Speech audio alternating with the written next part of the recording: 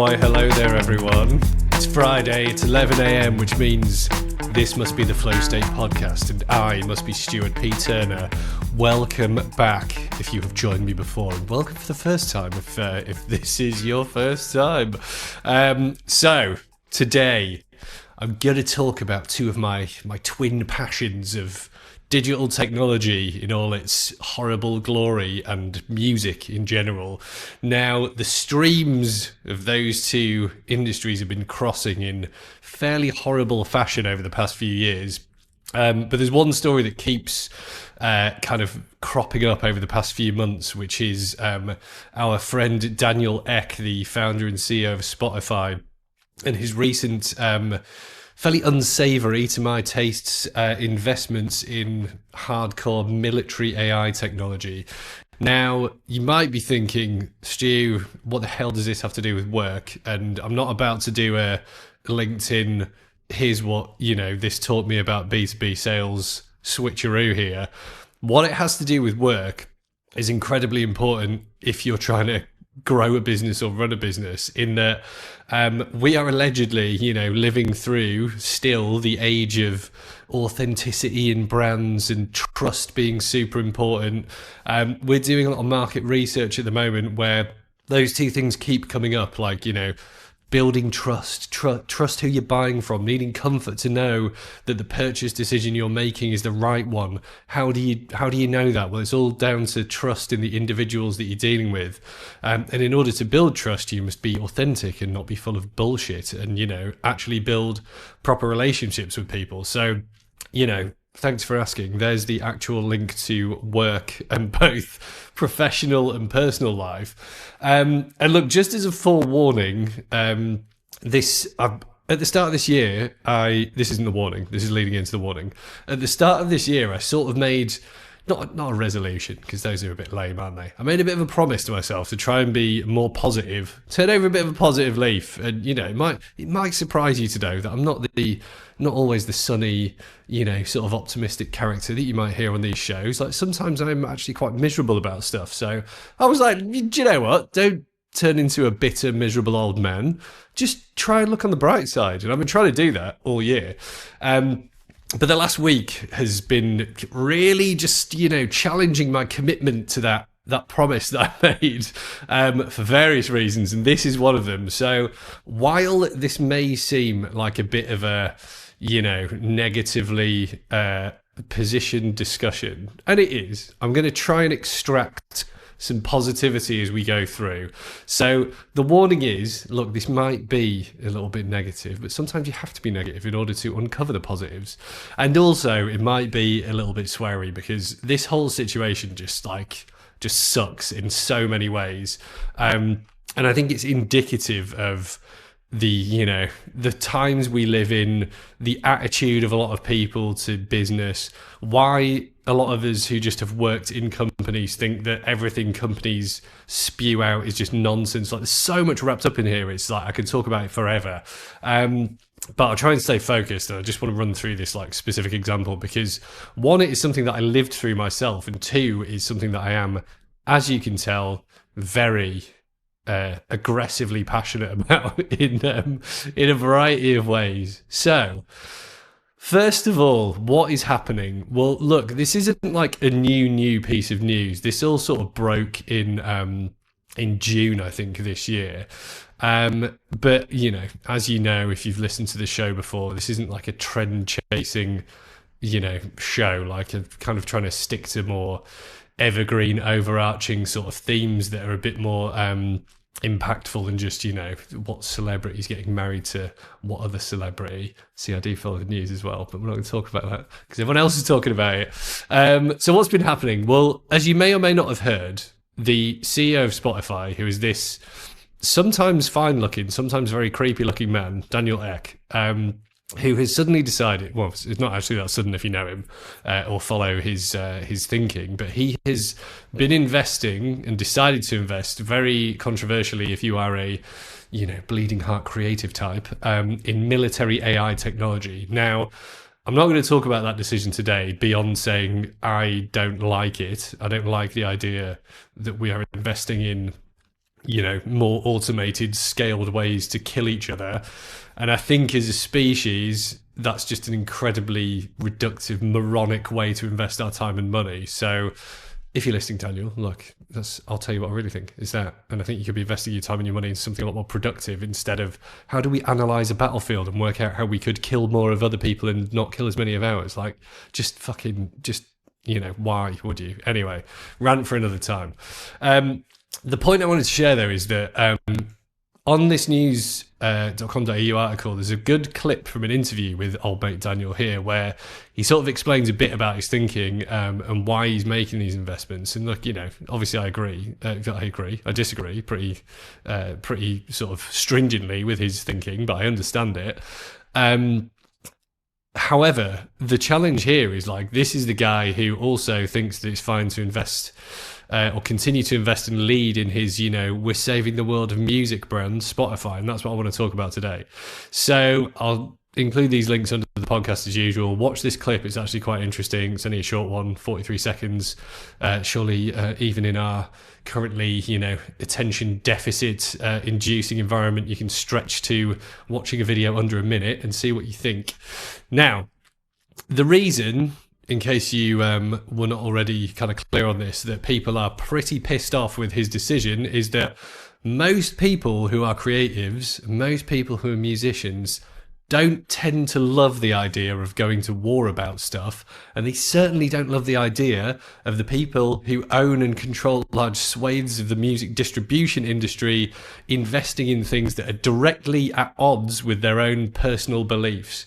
Now, that shouldn't come as a surprise to anyone, and quite frankly, I think it shows a marked lack of respect for the people that make him his millions of dollars that he's made this decision.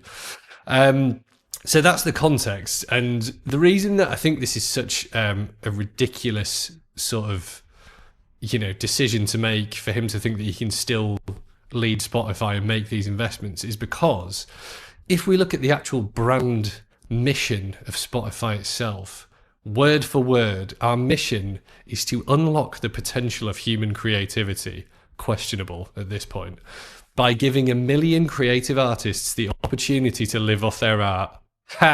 And billions of fans the opportunity to enjoy and be inspired by it. Yes. Okay, the last bit, yes. Now, breaking that down, and I'm going to go through a little bit of a history lesson here about the inception and foundation of Spotify and where it's come from, in order to understand where it is now and why I think it sucks so much, as do most of the musicians that use it. So let's take point number one. The mission is to unlock the potential of human creativity. Now, in that aforementioned clip that I just showed you of Daniel Ek, he states that he has no intention of removing AI-generated music from Spotify. Now, as he notes, a point I actually agree with, yes, the discussion is nuanced. You can't just blanket say, use of AI in music's bad, we don't want that. However, on the other hand, you can't, well, I mean, obviously you can, you shouldn't, I should say, in my opinion, then allow the creation of a completely fake AI band that has been created, let's not make any mistakes about it, using the hard work of all the musicians that Spotify claims to support to release fake music, completely artificially generated, create millions and millions of streams and listens, which damages the ability of other artists to reach their audience, and no doubt support advertising across the platform.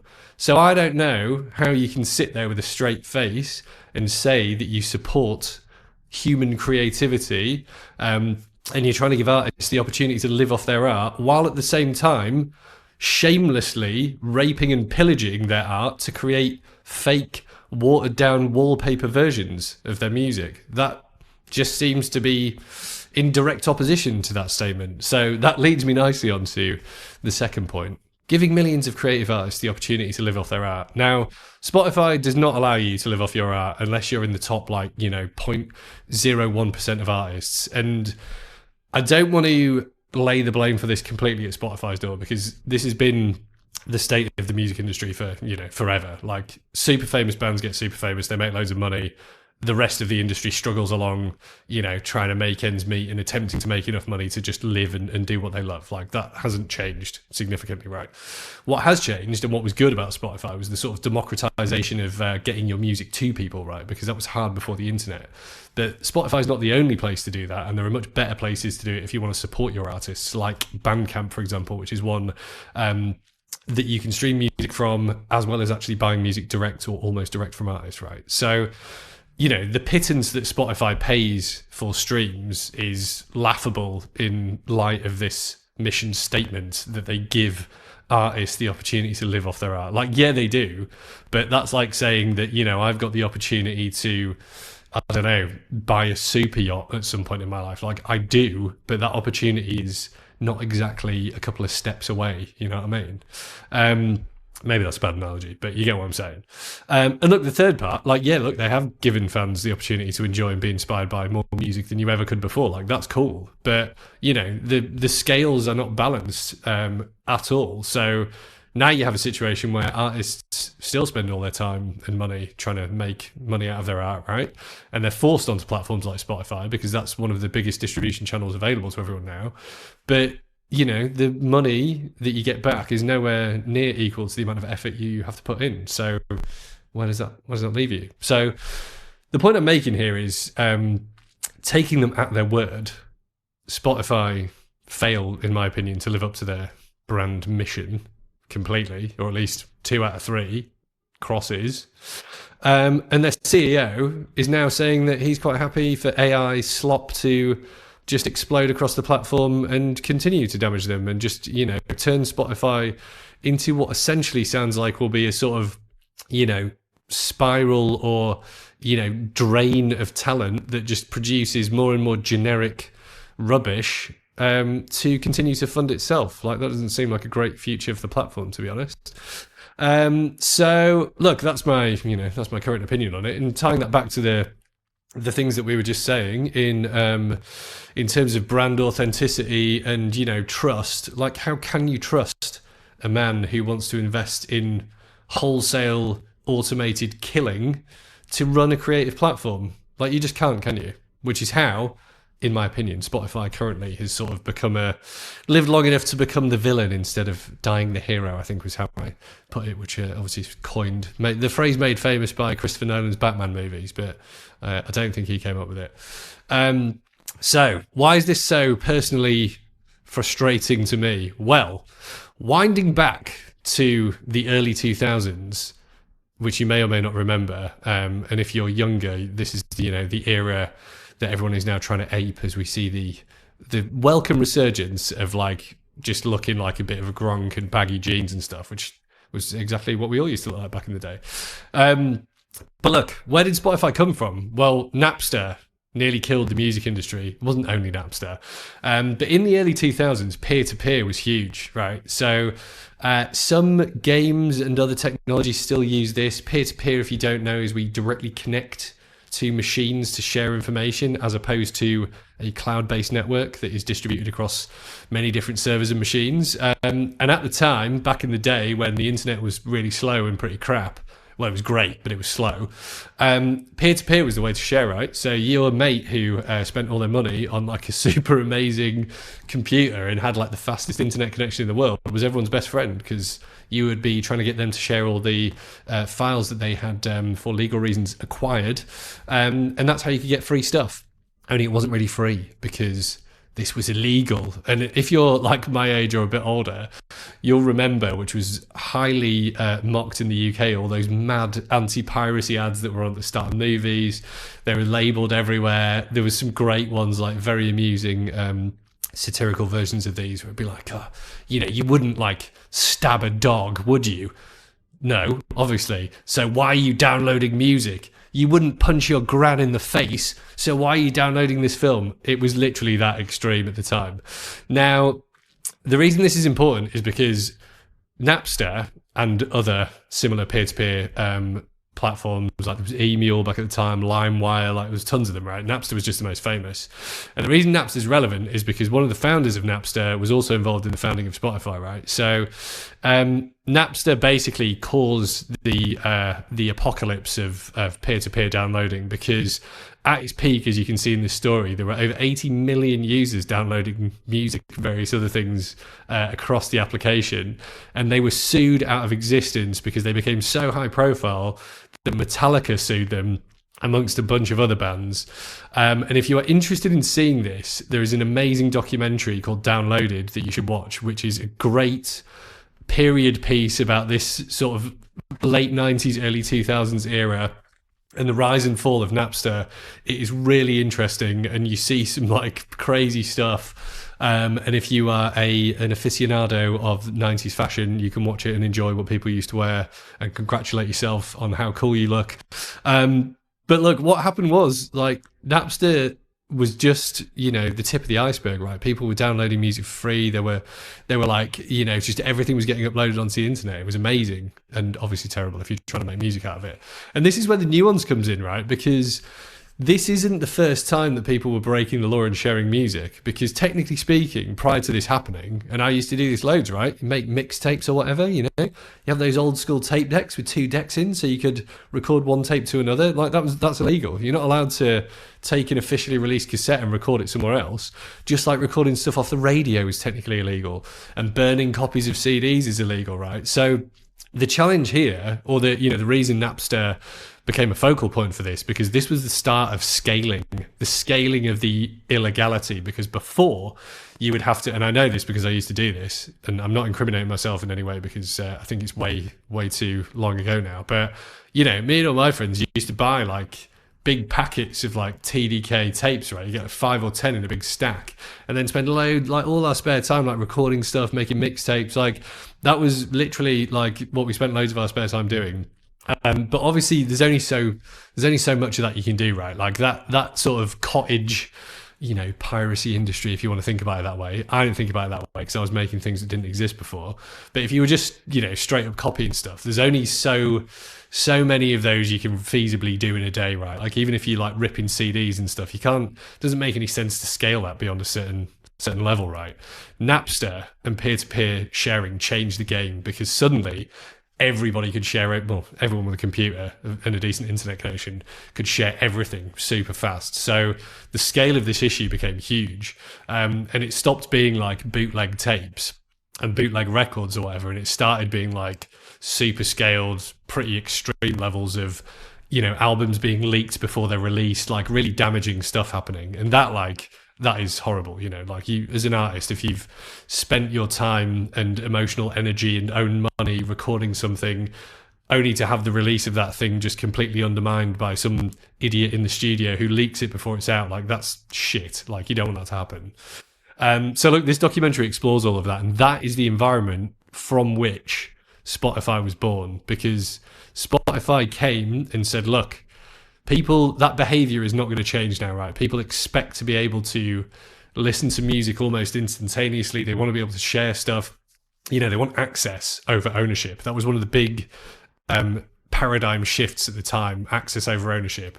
And that's still happening in different areas, but that was what birthed the streaming movement, if you like. And it was the same with Netflix. Like I remember when Netflix used to post you DVDs, that was how they used to work, right? They were in competition with Blockbuster. And then they saw the same thing happening, right? They were like, well, why are we wasting all our time posting DVDs out and getting people to post them back?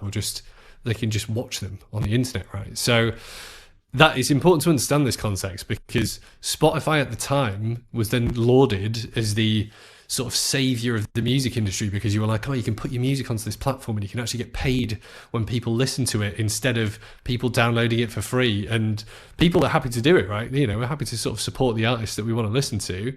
Obviously some people are not happy enough to actually buy their music. And again, I'm saying this as someone who had a huge CD collection, which I sold before I moved to Australia, which made me cry somewhat inside. But then, as my partner said to me at the time, like, when was the last time you actually got a CD off one of those shelves and listened to it? And as I pressed my fingers into a layer of dust on top, I was like, well, a while ago. So look, that's a bit of an aside, but the point is, like, Spotify kind of came in and was like, look, we can address this problem. We can stop piracy.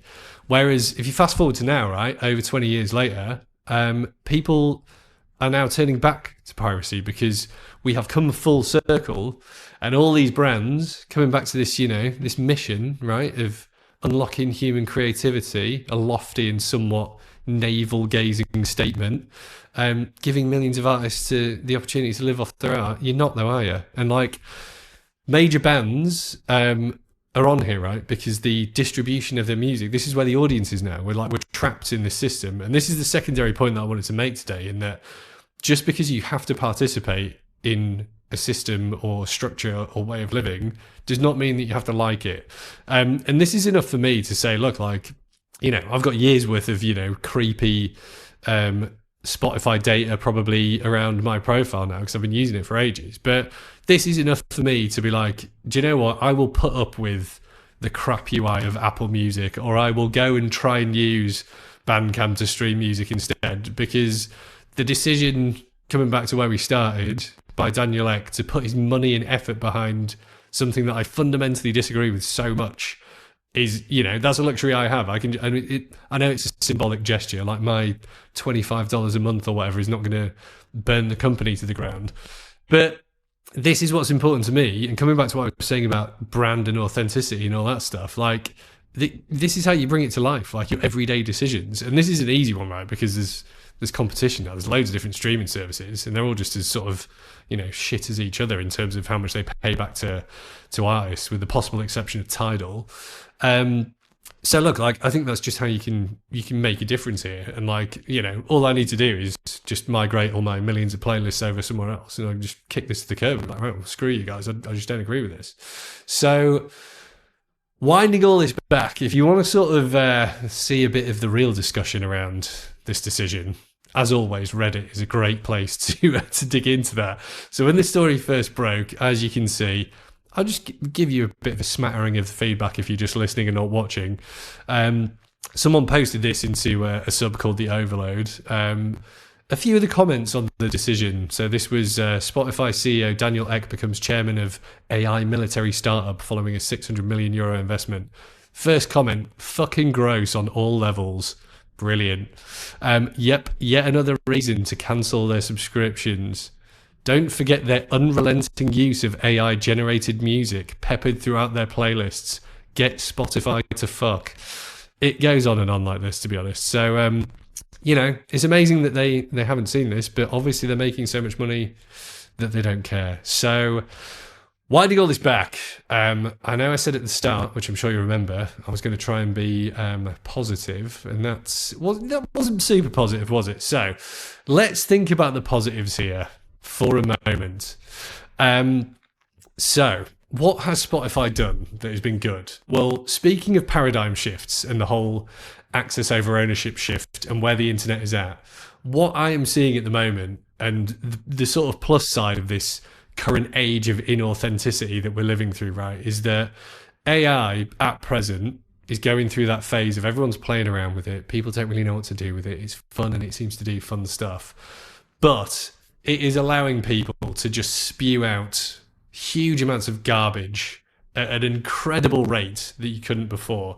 And that to me is a big downside. However, the upside is, if you behave like a normal human person and ignore all of that nonsense, you can actually see a few sort of silver linings here. Now, the first is that democratization of the distribution of music is awesome, right? And it's never been easier in some respects for you as a musician to like reach people and get your music in front of people and actually be able to monetize, your presence in a more meaningful manner. Do you do that through Spotify? No, of course you don't. The most successful people I've seen are just building their own presence. They pick a channel they know can work. Like, there's loads of great stuff on like YouTube, for example. There's a lot of specific music spaces like Bandcamp, you can do it. But you just kind of invest your time where you know it's going to generate a better return for you, and you just stay more focused. The appeal, or the on-paper appeal of places like Spotify is like harking back to my previous career in sort of the media side of digital, is like, the audience is all here. It's a massive audience. You can get in front of so many people. But that's the miss, not the miss, that's the unfulfilled promise that they sell you, right? Because you're not going to get in front of all those people because their algorithm doesn't let you. It just, it's the same as Google now. It just spews out the most popular whatever that is, and that's what gets most of the plays. And like that hasn't changed from, from the previous iteration of the music industry, right? Like that was always the way. Like the publishers held all the control there. They were the ones that would get you on like repeat on the radio or whatever. So that hasn't changed. What has changed is that there are more direct routes, and you can, in fact, like make that work much more easily. So look, that's positive number one. Positive number two, as I mentioned, is that there's tons more options now. So, Spotify has built itself as a brand because it was, one of the forerunners. It's like had the advantage of being first to market. And look, their app is better than all the others. Like the others are like, I don't know whether it's just my brain or people just don't put the effort in. But what frustrates me the most is like, I'm an Apple guy. Like I love iOS, and like the Mac OS is awesome. Like I mean, I've used everything. I'm not going to die on that hill of like Mac versus Windows or whatever. But it just amazes me that they're so good at design in some areas, and yet Apple Music is so bad. And like iTunes was horrible before as well. Like who is working on those applications? And like just fire them and get someone else to just fix it. Just do what Spotify does. It's not that hard. So anyway, look, there's other options. There's loads of other options, and that's good.